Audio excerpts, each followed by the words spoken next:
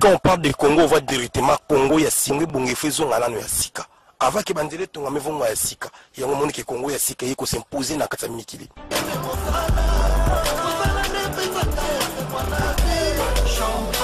Congo, il y a Sika, c'est super. J'adore le Congo.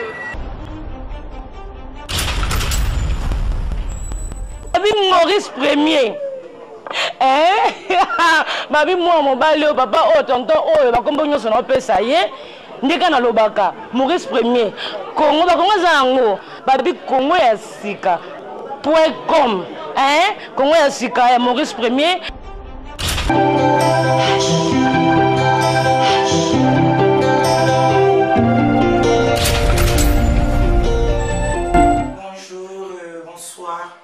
À tous les internautes qui nous suivent partout dans le monde à travers notre site www.congoyasika.net.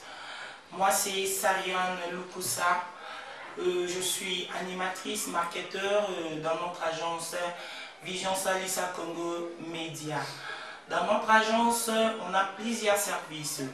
Par exemple, on a un département audiovisuel, on a un studio d'enregistrement, on a un ONG qui parle de l'insalubrité et puis un service traiteur, n'est-ce pas Kaloudji?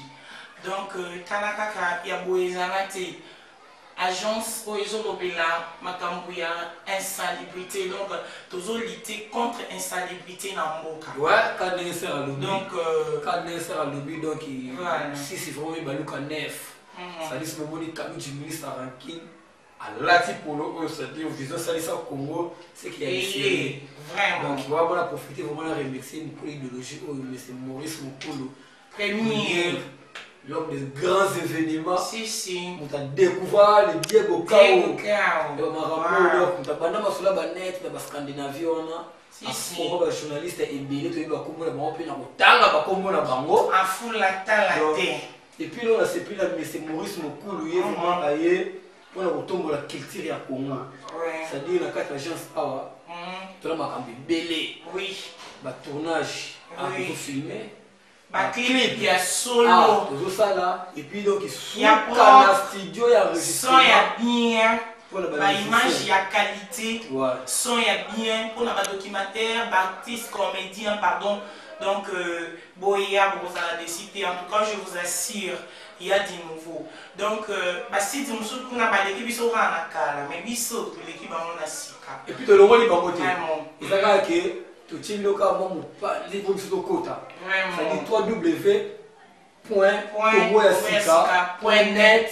Ma solo est world. Si, si. Ah ouais, mais c'est Maurice, ça va coller un événement. Ouais.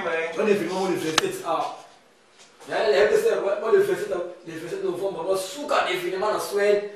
Oui, on a Suède tout. Événement, ça va encore. Le 27 novembre, on a Suède, on a Norvège, on a Danemark. En tout cas, beaux ans, on a rendez-vous, ça va encore.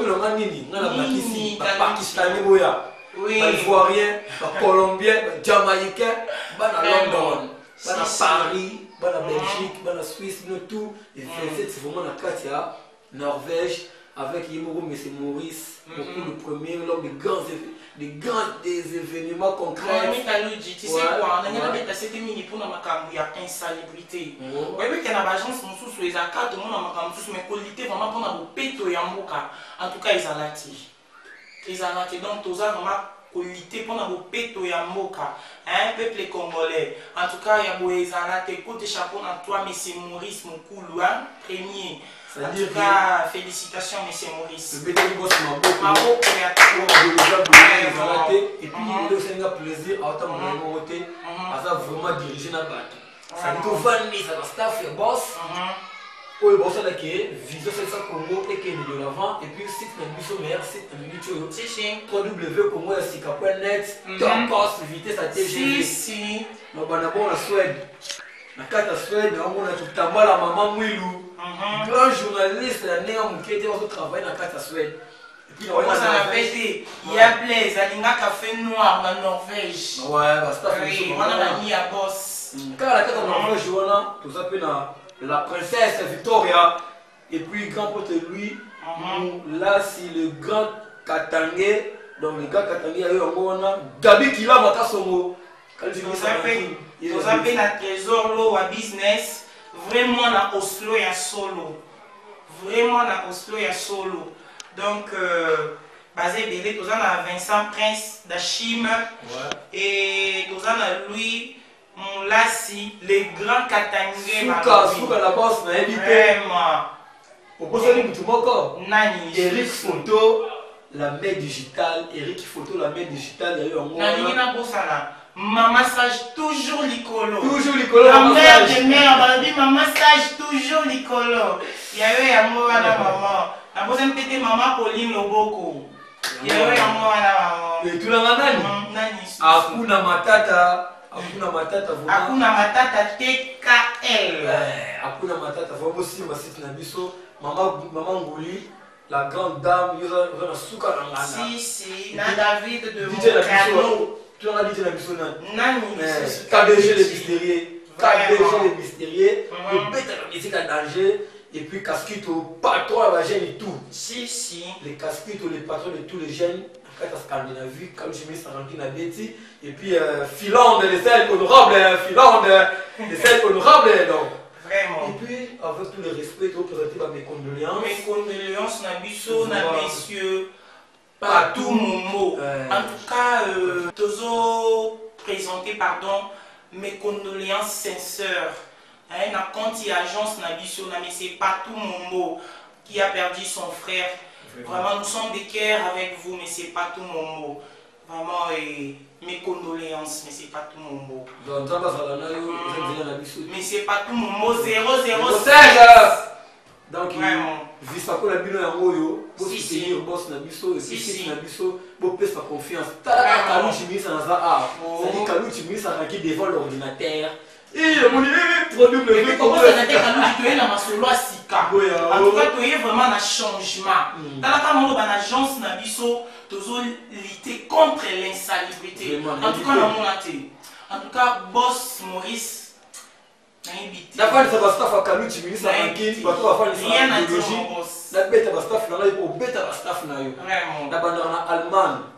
Dans mon niveau, dans la coupe, on a les gens du monnaie du Congo, vu ma caméra, sans oublier Bekiyo, là où repose la confiance. Bekiyo, la quitté la Belgique, famille Motingia, pour soutenir Sitoyo.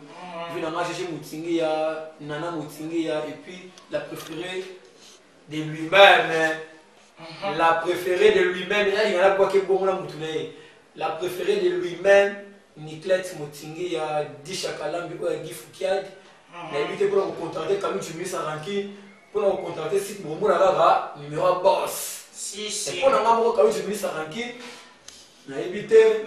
Mais, la tête qui t'a dit, on va écouter, la personne qui va contact vite fait pour combien quand tu mets ça ranking quoi.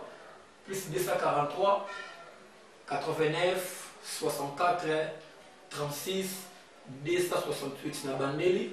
Plus 243, 89, 64, 36, 268 sur le bec aux émissions ranking et puis vitesse si vous avez la 3W comment est-ce qu'il y a pour les alatés on a vu des lignes yo kebayo oui quand les salons dialogue qui te commis presque na souka parce que le tourner tout ça comme marketing pour le surtout balingi ko mon abiso to ko contacter site episode tout ça na www.congoyasika.net. Pour notre épisode numéro, nous faisons 00243 82 55 15 984. La Mandeli 00243 82 55 15 984. En tout cas, merci encore beaucoup à mon boss, Monsieur Maurice Mokoulou, premier. Number one. Batika, en tout cas, au Kani Masolo. Rien à dire, mon boss. Canon. Ça dit na vie, ça qu'on a biso, et Vibi, et Pasuka.